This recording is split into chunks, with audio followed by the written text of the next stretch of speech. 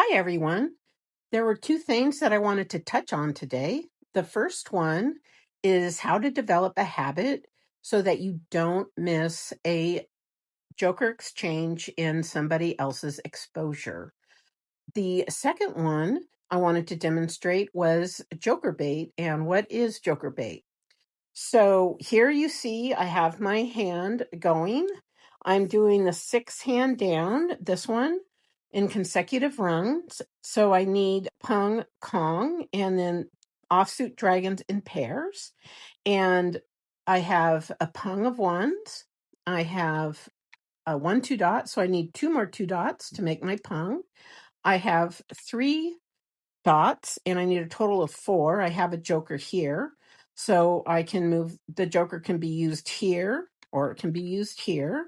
Now, what I do with my jokers is I usually use them as a border if I can. So from here on is actually the hand that I'm working on. And then these are my discards. When I'm discarding, if I know that I don't need flowers or I don't need winds, I try to let those go first rather than later. Oftentimes, people will win mahjons if a flower is discarded late in the game. Flowers are everywhere and especially needed in pairs. So, what I do is when I pull from the okay, there we have joker bait. I put it in my rack, but I don't put it on the end. And then I let go of flower. I discard the one that I have on the end. And let's see, I have 8 crack. So I put it there and then I let go of my west. So the reason for that is sometimes I can be so focused on my hand, especially let's say I'm doing a singles and paired hand or something that might be a little more complicated where I need 3 suits and pairs and whatever, dragons and flowers, that I might miss exposures that somebody has put up. So putting it here, when I draw the tile, 6 dot, and I put it among my discards, 8 crack, then that gives me time to look up and see what's available. If I just pull like this and I'm really focused, soap, I don't need it, and I discard it right away, that can get me in trouble because I haven't taken the time to look and see if there is an exposure that I can exchange that for. That's how I get in trouble with missing joker exchanges. So 1 crack, I put it in the middle here, and then 4 crack. So that's my tip: is don't put it on the end and don't discard it right away unless it might be a hot tile that, let's say, flower or a wind, or this year maybe 5, uh, or I think 6 is also a number that is used a lot. So that's what I do to help me just take a breather and be able to stop and pay attention while the other players are taking their turns. So, as you see here, what joker bait is, it's where you try to bait the other players to put up an exposure with a joker. And it's done with a pair that you don't need as part of your hand. So I have a pair of 7 bams. I don't need 7 bams anywhere in my hand.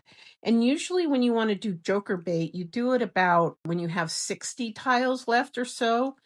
So what you do is take your pull, 7 crack, put it in there, and then you discard. This is your bait, 7 bam.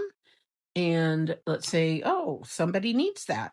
So they take it and they do their exposure with a pung of 7 bams and then 1 joker, which makes the Kong. So you have a joker there. And then when it's time for you to take your turn, you say, okay, West, please, I would like to have your joker.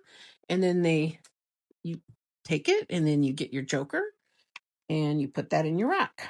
And voila, your hand starts to look better. Now, something to think about, and there's so many factors that come into play. Sometimes you may not want to do a joker exchange for whatever reason, like you don't want to give somebody a pure hand, and you're pretty sure somebody else may not be able to do a joker exchange, especially if there's a pung of, let's say, 7 bams and then 1 Joker. Nobody else can do the Joker exchange, and then that way you won't risk having somebody have a pure hand.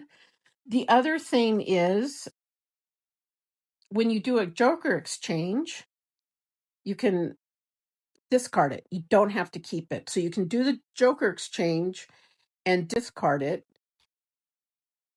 You might want to do that Joker exchange to prevent somebody else to get the Joker. So you have to weigh your risks as well. Sometimes works, it sometimes doesn't. So I think Michelle Frizzell and Wes Stone were keeping statistics on how often Joker bait works, and it was pretty low.